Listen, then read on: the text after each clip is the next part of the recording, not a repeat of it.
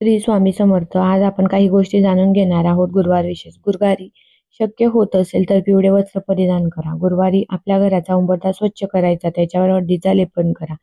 गुरुवारी गुरुचरित्रांचा 14वा अध्याय आणि 18वा अध्याय वाचा, नक्की वाचा. गुरुवारी 11 माळी जप, 11 वेळा तारक मंत्र म्हणायचा आहे.